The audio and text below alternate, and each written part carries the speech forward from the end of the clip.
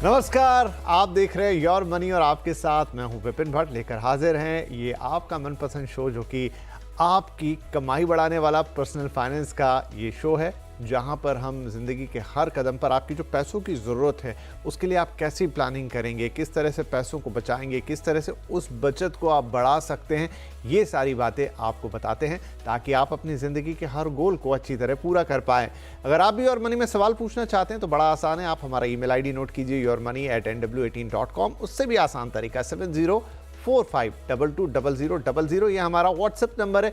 आप यहाँ पर भी अपने सवाल हमें भेज सकते हैं। इसके अलावा योर मनी फेसबुक और एक्स पर लाइव है, तो आप सीधे लाइव शो में जाके ना सिर्फ इसे देख सकते हैं बल्कि वहाँ कमेंट बॉक्स में जाकर अपने सवाल पूछिए, हम लाइव ही उनके जवाब अपने गेस्ट से आपके लिए ले लेंगे। चलिए, तो ये तो हो गया कि हमसे कैसे संपर्क करें। अब आज के शो की शुरुआत करते हैं। तो आज हमारे साथ कार्यक्रम में जुड़ रहे हैं रूपी विद ऋषभ इन्वेस्टमेंट सर्विसेज के फाउंडर ऋषभ देसाई। ऋषभ, बहुत बहुत स्वागत है आपका। आपके साथ हम फाइनेंशियल प्लानिंग करेंगे अपने दर्शकों की और साथ ही कुछ और इंटरेस्टिंग बातें भी। तो सबसे पहले हमेशा की तरह कुछ स्पेशल दिया जाए दर्शकों को और वो है एग्रेसिव हाइब्रिड फंड्स। तो जब मार्केट में वॉलेटिलिटी होती है जैसा कि इस वक्त हम देख रहे हैं, एग्रेसिव हाइब्रिड फंड्स का जिक्र ज़रूर आता है। ऋषभ, सबसे पहले तो यही कि ये फंड्स क्या हैं, एग्रेसिव हाइब्रिड फंड्स का मतलब क्या है और वॉलेटाइल मार्केट में इनकी क्या विशेषता है, इनकी क्या उपयोगिता है। मुझे शो पर बुलाने के लिए मैं ये अग्रेसिव हाइब्रिड फंड्स को 4 टुकड़ों में बांटना चाह रहा हूं। मैं एक तो पहले तो मैं डेफिनेशन समझा देता हूं, सेकंड इसके प्रोस क्या है, थर्ड इसके कॉन्स क्या है, और फोर्थ मेरा जो फाइनल वर्डिक्ट मैं क्या सोचता हूं ये कैटेगरी के बारे में वो राइट, बता दूंगा। बिल्कुल। अभी पहले aggressive hybrid funds basically equity और डेट कंपोनेंट्स में इन्वेस्ट करते हैं।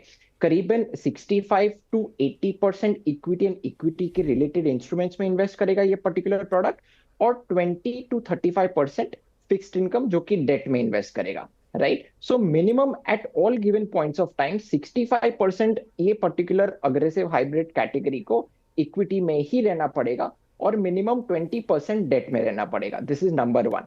नंबर 2, अभी इसके प्रोस क्या है। आप जैसे आपने बताया कि मार्केट करंटली वॉलेटाइल है, आंसर इज अ यस। ये बेहतर वॉलेटिलिटी मैनेज कर सकता है, answer is a yes. Better downside protect कर सकता है compared to pure equity funds, answer is a yes. Right, और ये कंसिस्टेंटली रिटर्न्स भी देगा, और जब भी बुल मार्केट आएगा क्योंकि इसमें अच्छा खासा इक्विटी कंपोनेंट है तो काफी अच्छा returns, double digit superior risk adjusted return देने की क्षमता रखता है कैटेगरी। ओके, अभी इसके कॉन्स क्या है विपिन जी। इसके सबसे बड़ा कॉन ये है कि ये बहुत अच्छा कैटेगरी नहीं है from a risk management point of view. मान लीजिए कि मैंने अपना सारा पैसा ये पर्टिकुलर कैटेगरी में डाल दिया, राइट। अभी इक्विटी मार्केट मान लीजिए 10% भी गिरता है, क्योंकि इसमें मिनिमम 65% इक्विटी में एक्सपोजर रहता है, तो ये पर्टिकुलर कैटेगरी और प्रोडक्ट्स काफी हद तक नीचे जाएंगे। प्योर इक्विटी के कंपेयर टू ये कम जाएंगे, मगर डेफिनेटली अगर मार्केट और जबरदस्त नीचे गया, मान लीजिए कि 2020 के जैसा कुछ मार्केट क्रैश आ गया, तो ये कैटेगरी और ये particular products definitely double digit negative returns देंगे। This is number 1 con, right. तो ये बहुत अच्छा प्रोडक्ट नहीं है from a risk mitigation point of view. मैं क्यों ऐसा बोल रहा हूं, मान लीजिए कि किसको 65% इक्विटी और 35% डेट का एलोकेशन करना है अपने पोर्टफोलियो में, तो मैं ऐसा सुझाव करता हूं मैं कि आप 65% का प्योर इक्विटी अलग से एक पोर्टफोलियो क्रिएट कर ले और 35% का प्योर डेट पोर्टफोलियो क्रिएट कर ले। तो इसमें क्या होगा कि मान लीजिए इक्विटी कल उठ के मार्केट नीचे क्रैश होता है तो आपका सिर्फ इक्विटी पोर्टफोलियो ही गिरेगा, डेट पोर्टफोलियो एकदम सुरक्षित रह जाएगा। मगर ये पर्टिकुलर प्रोडक्ट अगर में आप इन्वेस्ट करते हो तो डेफिनेटली मार्केट नीचे गिरेगा तो ये नेगेटिव रिटर्न्स डेफिनेटली देगा। दूसरा इसका कौन ये है कि देखिए इसमें जो डेट का कंपोनेंट है ये क्रेडिट रिस्क भी ले सकता है। तो इक्विटी जो कि रिस्की कंपोनेंट ऑलरेडी है, राइट, इसमें काफी सारे फंड्स ऐसे हैं कि जो डेट में भी क्रेडिट रिस्क लेंगे तो और द मोर प्रोडक्ट रिस्की हो जाता है, equity risky plus debt risky, right. अभी मेरा इसमें फाइनल वर्डिक्ट क्या है, देखिए प्रोडक्ट अच्छा है, आंसर इज अ यस। जो इन्वेस्टर्स थोड़े बहुत अग्रेसिव है राइट, क्योंकि इसका नाम ही अग्रेसिव हाइब्रिड है, जो अग्रेसिवली इन्वेस्टमेंट करना चाह रहे मगर एकदम थोड़ा सा कुशनिंग के साथ करना चाह रहे, तो ये प्रोडक्ट बहुत बढ़िया है, ये कैटेगरी बहुत बढ़िया है। मगर इसके अलावा मैं ऐसा रेकमेंड करता हूँ, क्योंकि इसमें फ्लेक्सिबिलिटी थोड़ा लिमिटेड है, इसमें रिस्क मिटिगेशन थोड़ा लिमिटेड है, तो मैं चाहूंगा कि from a better risk mitigation and better flexibility point of view बहुत ही अच्छा कैटेगरी है डायनेमिक एसेट एलोकेशन फंड्स। ये हाइब्रिड फंड्स, ये हाइब्रिड कैटेगरी में ही फॉल करता है, मगर इसमें कुछ मिनिमम मैक्सिमम इक्विटी और डेट का रिस्ट्रिक्शन नहीं है। तो मान लीजिए कि वैल्यूएशन एक्सपेंसिव अगर हो गए मार्केट में, अगर फंड मैनेजर को लगता है कि नहीं वैल्यूएशन एक्सपेंसिव है, अपसाइड अपॉर्चुनिटी कम है, तो वो ज्यादा डेट में इन्वेस्ट करेगा। और जब मार्केट नीचे जाता है और जब वैल्यूएशन रीजनेबल और चीप हो जाते हैं, तभी फंड मैनेजर ये डायनेमिक एसेट एलोकेशन फंड्स में हायर इक्विटी एक्सपोजर ले सकते। सो मेरे हिसाब से dynamic asset allocation funds from a better flexibility and risk mitigation point of view better है compare to aggressive hybrid funds. Vipin ji, चलिए, तो एग्रेसिव हाइब्रिड फंड क्या होते हैं ये ऋषभ ने समझा दिया, उनके प्रोस क्या हैं, कॉन्स क्या हैं वो बता दिया, एक वोलेटाइल मार्केट में वो कैसा बिहेव करेंगे ये भी बता दिया, और साथ में उन्होंने ये भी बता दिया कि ज़्यादा बेहतर विकल्प क्या होगा, एक डायनेमिक फंड जो अकॉर्डिंगली मार्केट की सिचुएशन के मुकाबले के अनुसार अपने आप को थोड़ा स्विच कर सकता है। तो यहाँ इंपॉर्टेंट ये था कि हमें आपको एग्रेसिव हाइब्रिड फंड क्या होते हैं वो बताना था, और उनका क्या कोई विकल्प हो सकता है बेहतर वो भी बताना था, तो वो भी ऋषभ ने आपसे बता दिया। आई होप सारी चीज़ें यहाँ पे क्लियर हैं और हमारे दर्शकों के लिए बहुत काम की भी। तो चलिए अब इसके बाद शुरुआत करते हैं इंडिविजुअल प्रॉब्लम्स की, इंडिविजुअल क्वेरीज की। राजन सिंह हैं हमारे साथ फोन लाइन पर अब न्यू दिल्ली से। राजन जी, बहुत बहुत स्वागत है आपका, क्या सवाल पूछेंगे आज? नमस्कार सभी को। सवाल मेरे काफी छोटे से हैं। एक डॉटर हाई एजुकेशन है, डॉटर मैरिज है, सन एजुकेशन है हायर। ये 2032 में डॉटर हायर एजुकेशन के लिए 4 करोड़ है और डॉटर मैरिज के लिए 40 में 4 करोड़ है ना, सन हायर एजुकेशन 41 में 5 करोड़। इसके लिए मैं ऑलरेडी 10 म्यूचुअल फंड्स में इन्वेस्ट कर रहा हूँ और आज की डेट में उसकी वैल्यू 63 लाख है। 90% ROE के हिसाब से 55,000 पर मंथ SIP जा रही है। ओके। और इसके अलावा मेरे पास NPS है, मैं गवर्नमेंट एम्प्लॉय हूँ, उसमें आज की डेट में 21 लाख का कॉर्पस हो चुका है 8.9 के ROE से। और मैं हर ईयर 5% स्टेप अप कर रहा हूँ SIP। ठीक है, बढ़िया है। तो 10 फंड है, हालांकि ये नंबर ऑफ फंड्स पे शायद ऋषभ कुछ कहना चाहेंगे, लेकिन आपके लक्ष्य एकदम साफ हैं कि आपको 4 करोड़ बेटी की शादी के लिए, पढ़ाई के लिए, बेटी की पढ़ाई के लिए 5 करोड़, उनकी शादी के लिए आपने कुछ नहीं रखा? वो मैं भी लास्ट में कुछ ज्यादा हरी में ना नहीं बना पाया। कोई बात नहीं। तो कुल मिला के अभी इसके हिसाब से देखें तो आपको 13 करोड़ रुपए चाहिए और ये 2032, 41 ऐसे आगे के लक्ष्य हैं। प्लस आपने अभी तक जो क्रिएट किया है 21 लाख रुपए का NPS भी आपने डाला हुआ, राइट? तो काफ़ी चीज़ें हैं।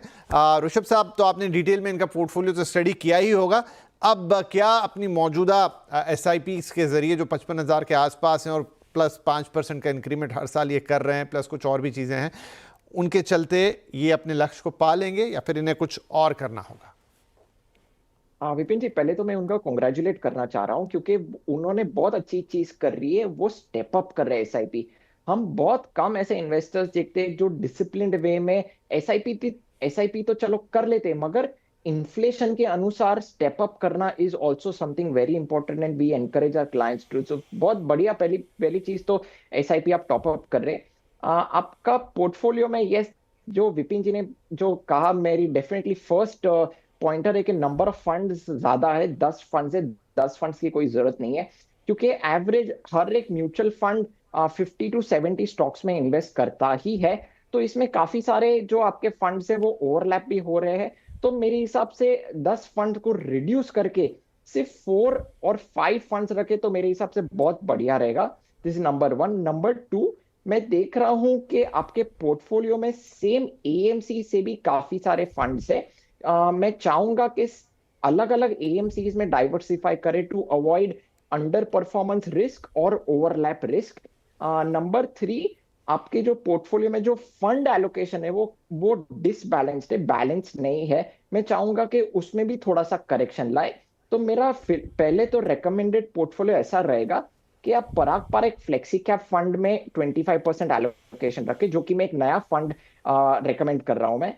दूसरा, आपका जो क्वांट फ्लेक्सी कैप फंड है वो बहुत बढ़िया फंड है, जैसा है वैसा ही रखे, उसमें 25% करें। Motilal Oswal large and mid cap fund में 25% एलोकेशन रखे, जो कि ये भी एक नया फंड है। इन्वेस्को इंडिया कॉन्ट्रा फंड 25%, वो भी नया फंड है। और मिराय एसेट टैक्स सेवर फंड, इसमें मैं फिलहाल कोई एलोकेशन नहीं दे रहा हूँ, वो purely from a tax benefit point of view under section 80C वो कर सकते हैं।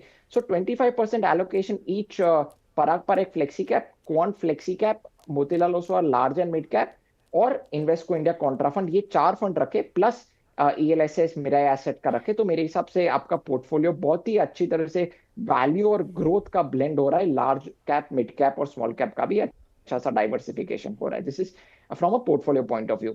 अभी उनके मैं गोल पे आ जाता हूँ।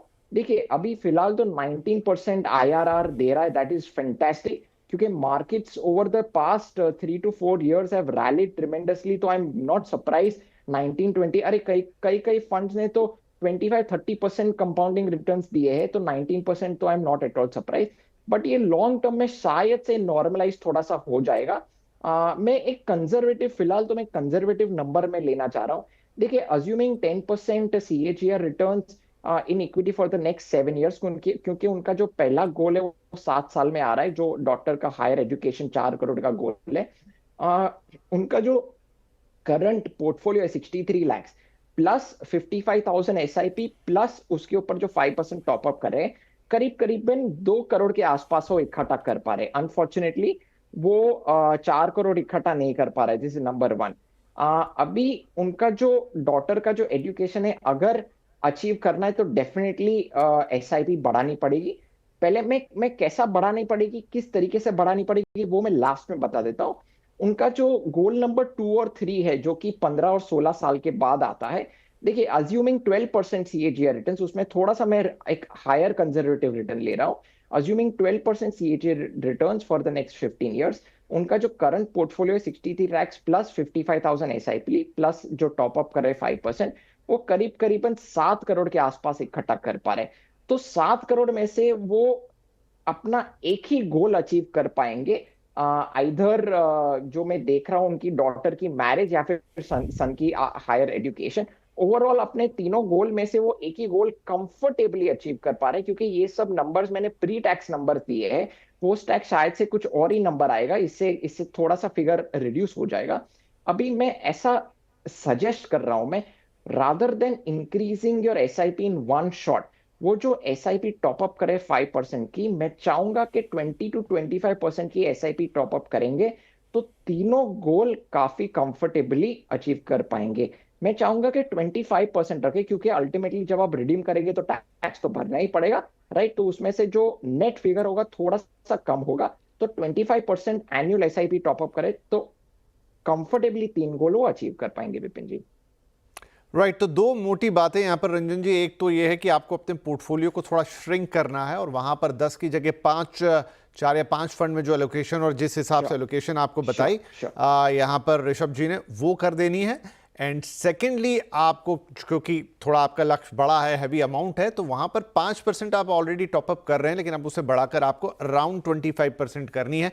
वो आप देख लीजिए कि आपकी बाकी जितनी ज़रूरतें हैं उसके लिहाज से। मुझे कई बार ये भी लगता है कि जब हम फाइनेंशियल प्लानिंग करते हैं तो थोड़ा एक्स्ट्रा लेकर भी चलते हैं। अब आपने 4 करोड़ एक मोटा अनुमान पकड़ा होगा, हो सकता है आपका काम 2, 2.5, 3 करोड़ में भी हो जाए, लेकिन हम ऊंचा आप लेके चलेंगे डेफिनेटली, तो जो लक्ष्य हो ज़्यादा आसानी से हासिल करने की कई बार हम ऐसा सोचते हैं।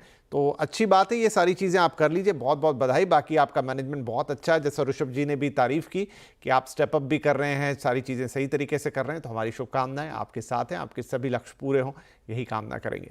चलिए, इसी के साथ हमारे लिए वक्त हो गया एक छोटे से ब्रेक का, लेकिन ब्रेक के उस पार कुछ और बातें, कुछ और सुझाव, कुछ और थोड़ी सी फाइनेंशियल प्लानिंग।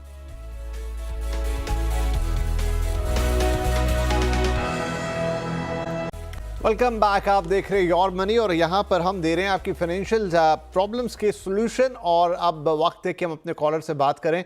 ऋषभ हमारे साथ बने हुए हैं टू आंसर। विक्रम शाह हैं अब हमारे साथ, नवी मुंबई से हमें कॉल कर रहे हैं। Vikram ji, very good evening और बहुत स्वागत है आपका। क्या प्रश्न पूछना चाहेंगे आज आप? Good evening. मेरा सवाल है कि मेरे पास में फिलहाल 10 लाख रुपए लमसम है। मैंने Okay. कोई एसआईपी में इन्वेस्ट नहीं किया है। अगले 7 सालों में मुझे 2 करोड़ रुपए का टारगेट अचीव करना है। राइट, 7 साल में 2 करोड़ रुपए आपको चाहिए। लमसम अभी आपके पास 10 लाख रुपए हैं। इन दो चीजों को लेकर क्या ये टारगेट अचीव हो पाएगा? इतना ही है और कुछ नहीं, बस इतना ही। ठीक है sir, very straight question. Rishabh साहब, क्या अगले 7 साल में या आज के 10 लाख को 2 करोड़ कर पाएंगे? जी बहुत मुश्किल है to be very honest with you, क्योंकि 7 साल एक छोटा सा समय है कंपेरेटिवली, और 10 lakhs is also very small amount. अभी देखिए, अगर 7 साल में 2 करोड़ अचीव करना है तो कैसे कर सकते हैं, उसकी भी एक स्ट्रैटेजी बता देता हूं मैं। देखिए, उनके पास ऑलरेडी लमसम इन्वेस्टमेंट है, और ये अज्यूम कर रहा हूँ 10% CAGR रिटर्न, क्योंकि 7 years है, it is less than 10 years, तो थोड़ा सा एक कंजर्वेटिव नंबर लेना ही बेहतर रहेगा। तो assuming 10% CAGR returns in equity for the next 7 years, अगर वो 10 लाख इमीडिएटली इन्वेस्ट करते हैं और 1,50,000 की मंथली SIP करते हैं, तो करीबन 2 करोड़ अचीव कर पाएंगे। ये एक प्री टैक्स फिगर है। Okay, so this is number 1। अभी मैं चाहूंगा, मेरे 2 रिकमेंडेशन है। देखिए, 1,50,000 is a substantial amount of an SIP। तो मैं चाहूंगा कि जो भी उनकी क्षमता है SIP की करने की, उसमें वो SIP टॉप अप करते रहे। ओके, और number 2, see 7 years is a very short time horizon में, क्योंकि 7 years में काफी वॉलेटाइल भी हो सकता है मार्केट, और वो SIP स्ट्रैटेजी फॉलो करेंगे तो वो basically over the next 7 years वो एवरेज हो जाएगा उनका जो रिटर्न है SIP पॉइंट से। तो मान लीजिए कि 7 साल में के छठे साल में के 7वें साल में मार्केट गिर जाता है, तो कंप्लीटली पोर्टफोलियो नेगेटिव में चला जाएगा। तो मैं चाहूंगा कि मिनिमम 10 years प्लस 1-2 साल एक बफर पीरियड रखे, मैं ऐसा एनकरेज कर रहा हूं मैं, और SIP टॉप अप करते रहे, तो मेरे हिसाब से कंफर्टेबली वो अपने गोल अचीव कर पाएंगे। This is number 1। नंबर 2 के मैं पोर्टफोलियो पे भी आ जाता हूं। अगर मान लीजिए कि वो अराउंड 7 to 10 years का एक पोर्टफोलियो बनाना चाह रहे हैं, अगर टाइम होराइजन रखते हैं, तो पराग पर एक flexi cap fund, Franklin India flexi cap fund, Motilal Oswal Nifty 500 index fund, और Mirae asset large and mid cap fund में 25% एलोकेशन रख के वो इन्वेस्टमेंट कर सकते हैं विपिन जी। में ये लोकेशन 25% के, और यहाँ पर विक्रम साहब, अब लक्ष्य बड़ा है, पर्याप्त नहीं होगा अभी का जो इन्वेस्टमेंट है आप जो सोच रहे हैं, लेकिन उसके कितने करीब पहुंचे और कैसे पहुंचे, ये रास्ता जरूर ऋषभ जी ने आपको बता दिया है। तो ऑल द बेस्ट, शुरू कीजिए, बाकी हम आपके साथ हैं। फटाफट एक और क्वेरी, संत कुमार साहब हैं, दिल्ली से कॉल कर रहे हैं। संत जी, बहुत स्वागत है आपका, क्या सवाल रहेगा? हाँ जी सर, नमस्कार सर। नमस्ते नमस्ते, बताइए सर, मैंने जो फंड दिया, स्मॉल कैप और quant, Nippon small cap, Motilal मतलब मिड कैप। जी जी, पांचों हैं हमारे पास, 1 2 3 6 हैं। ठीक है, ओके, स्क्रीन पर भी आ गए। आप लक्ष्य बताएं। लक्ष्य सर 15 साल में 15 लाख रुपए। ओके, ठीक है जी। मंथली SIP 5,000 रुपए की, और वो बटी हुई है 6 अलग अलग फंड्स में, और 45 साल आपकी उम्र है संत कुमार जी के। 15 साल में 15 लाख रुपए का लक्ष्य लेकर चल रहे हैं, तो काफी मॉडरेट सा उन्होंने लक्ष्य अपने लिए तय किया है। लेकिन क्या मौजूदा SIPs के जरिए प्राप्त हो जाएगा ऋषभ साहब?